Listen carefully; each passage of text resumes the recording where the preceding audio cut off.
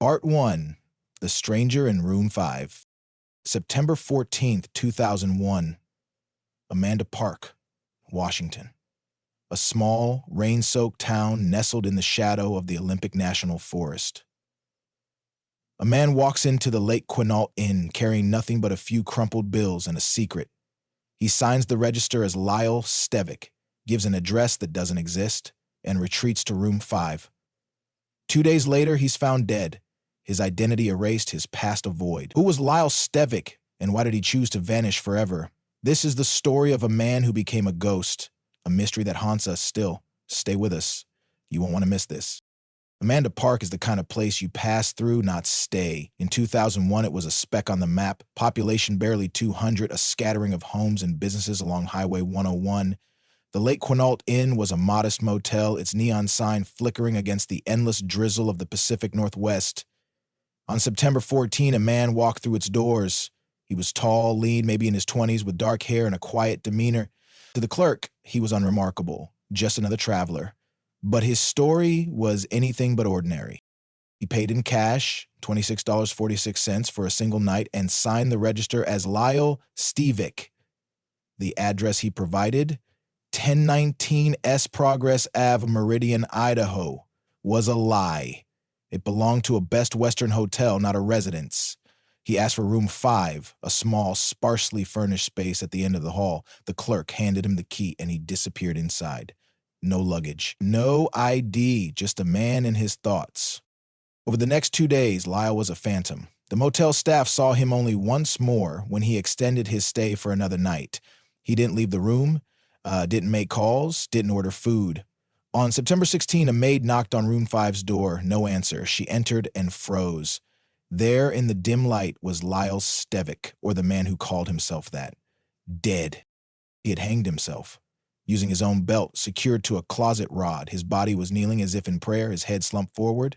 On the bed, a neatly folded jacket. On the nightstand, a pen, a spiral notebook, and $160.00 in cash. 8 $20, 0 cents bills, untouched. In the notebook, a single note, written in precise handwriting for the room. No suicide note, no explanation, just those 3 words. The discovery sent a ripple through Amanda Park. Suicide wasn't unheard of, but this was different. The man had no wallet, no driver's license, no personal effects beyond a toothbrush and a tube of toothpaste. His clothes, jeans, a gray t-shirt, a flannel shirt, were generic, offering no clues. The police were called, and Grays Harbor County Sheriff's Office began an investigation that would soon hit a wall. The coroner estimated Lyle's age at 20-30, likely of mixed Native American or Hispanic descent, standing 6'2" and weighing around 185 pounds. His body bore no tattoos, no distinctive scars, just a small appendectomy mark. Fingerprints were taken, but they matched no records in any database. Dental records were created, but no dentist came forward. The name Lyle Stevik was a dead end. Possibly a pseudonym, perhaps inspired by a character from Joyce Carol Oates' novel You Must Remember This. But why that name, and why Amanda Park?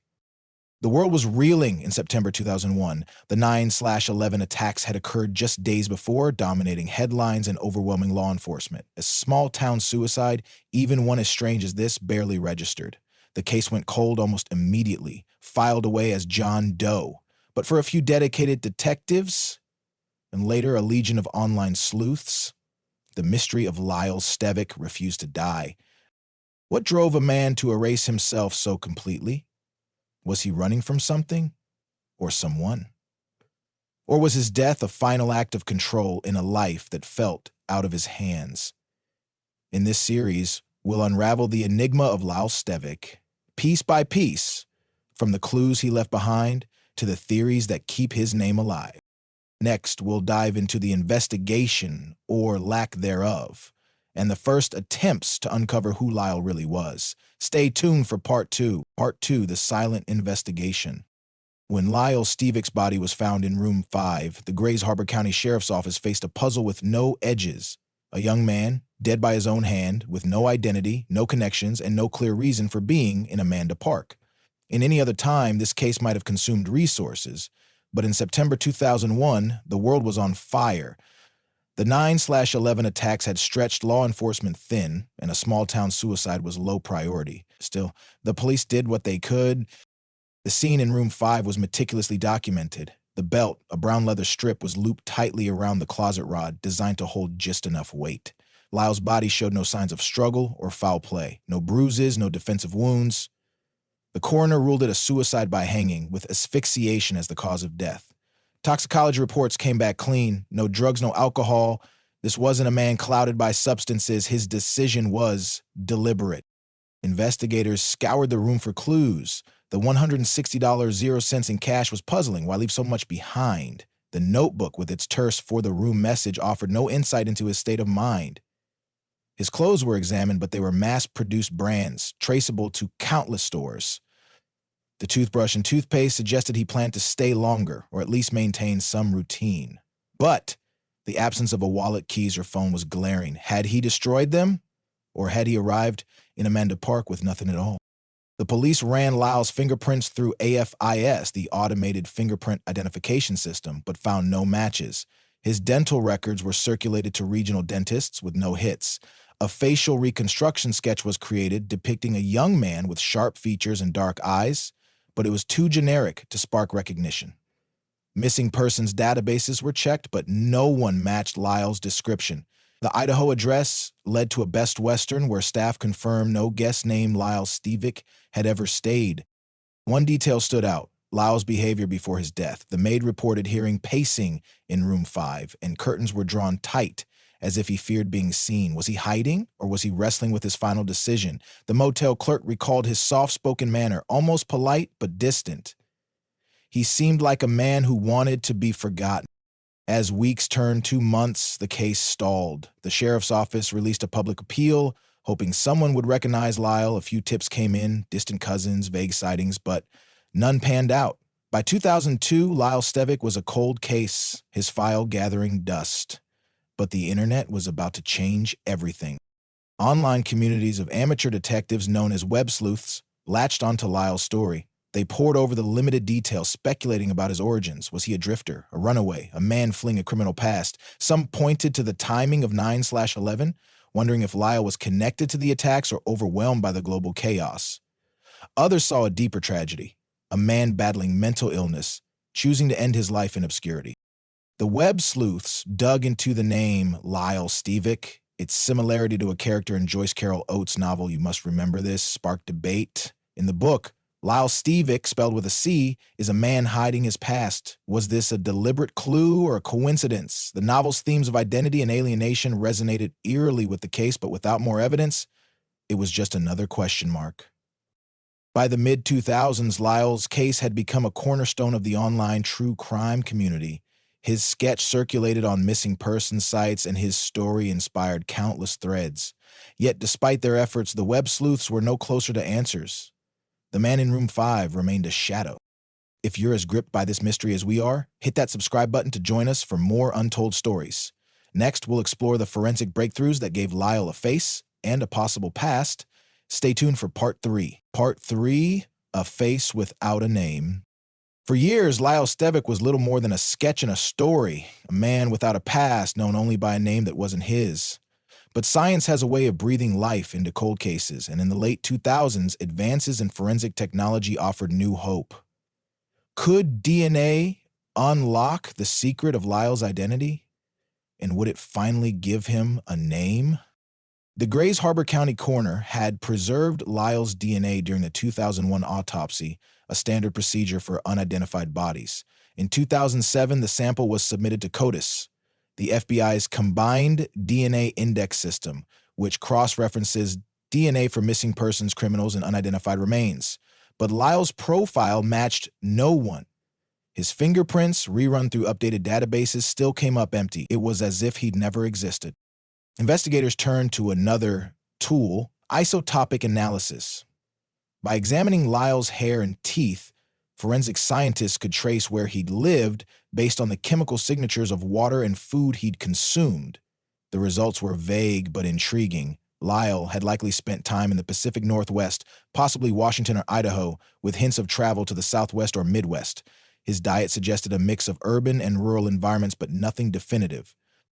The most promising lead came in 2010 when Lyle's DNA was analyzed for ancestral markers. The results suggested he was of mixed heritage, likely Native American and Caucasian, with possible Hispanic or African ancestry. This narrowed the search to Native American communities in the U.S. and Canada, particularly in the Northwest. Detectives contacted tribal enrollment offices and missing persons networks, but no matches emerged. Meanwhile, the web sleuths were relentless. They created digital reconstructions of Lyle's face, refining the 2001 sketch with modern software. The new images were haunting: sharp cheekbones, dark eyes, a somber expression. They were shared across platforms like NamUs, the National Missing and Unidentified Persons System, generating tips from as far as New Mexico and British Columbia. But each lead fizzled out. One theory gained traction: Lyle might have been a tribal member who left his community either by choice or circumstance. Native American populations often face gaps in missing persons reporting due to jurisdictional issues and systemic neglect.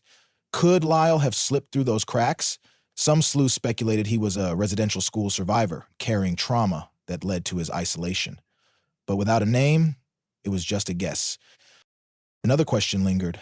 Why Amanda Park? The town's proximity to the Quinault Indian Nation suggested a possible connection. Had Lyle chosen it deliberately, or was it a random stop on a longer journey? His lack of belongings hinted at a transient lifestyle, but his clean appearance and cash suggested he wasn't destitute. The contradictions piled up, each one deepening the mystery. By 2015, Lyle's case was a paradox, a high-profile mystery with no progress. The web sleuths began to focus on his mental state. The absence of a suicide note was unusual, but not unheard of.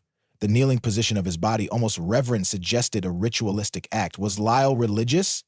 Had he planned his death for years, or was it a spur-of-the-moment choice? The lack of answers frustrated everyone. Detectives, limited by resources, could only do so much, but the online community refused to let Lyle fade. They crowdfunded DNA tests, shared his story on social media, and kept his sketch in circulation. Their dedication would soon pay off in ways no one expected. Next, we'll uncover the breakthrough that changed everything and the bittersweet truth it revealed. Stay tuned for Part 4. Part 4, the DNA breakthrough. In 2018, a revolution was sweeping forensic science: genetic genealogy. By cross-referencing DNA with public genealogy databases, investigators could trace unidentified remains to distant relatives. Cases like the Golden State Killer had proven its power. Could this technology finally give Lyle Stevik a name? A group of determined sleuths was about to find out. The Doe Network, a volunteer organization dedicated to unidentified persons, took up Lyle's case.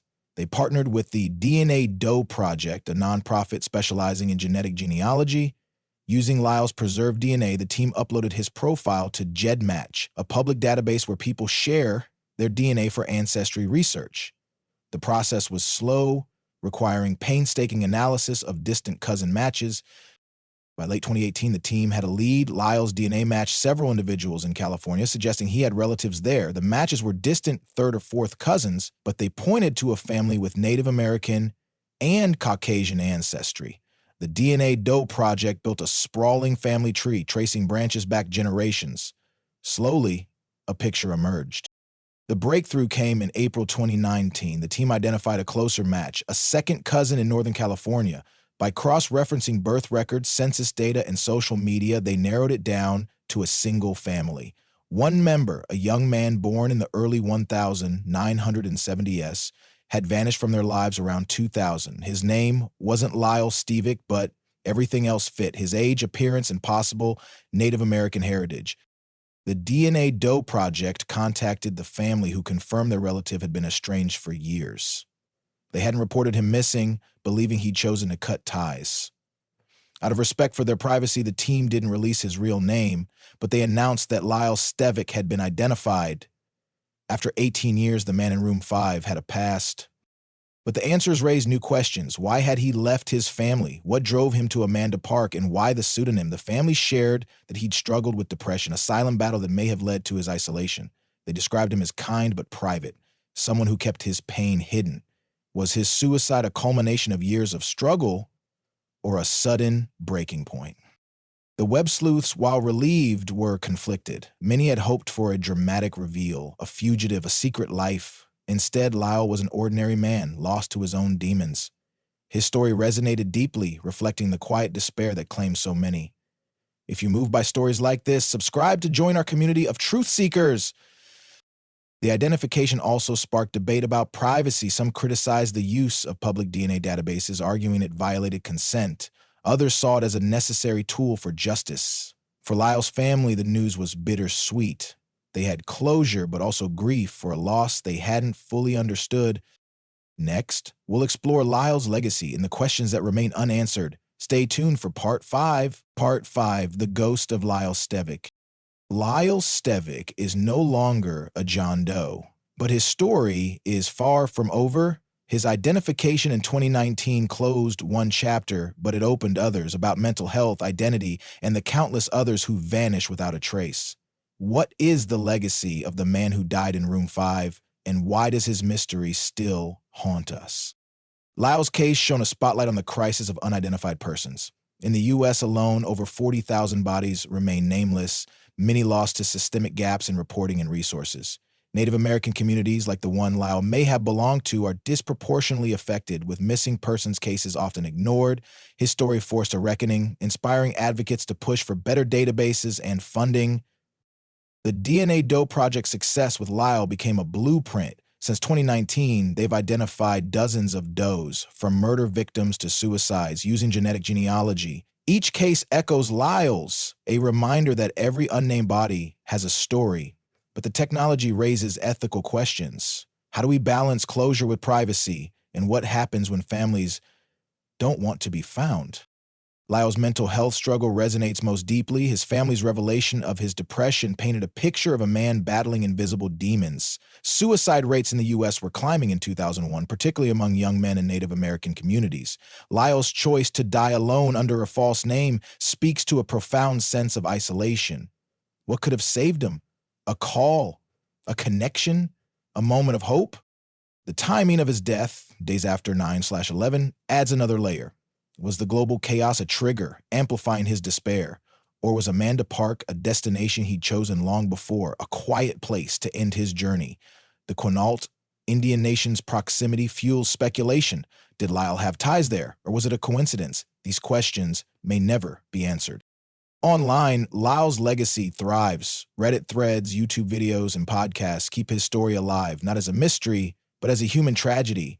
Web sleuths who spent years on the case now honor him with virtual vigils, leaving comments like, "Rest in peace, Lyle. You're not forgotten." His sketch, once a symbol of anonymity, is now a reminder of resilience, of a community that refused to let him fade.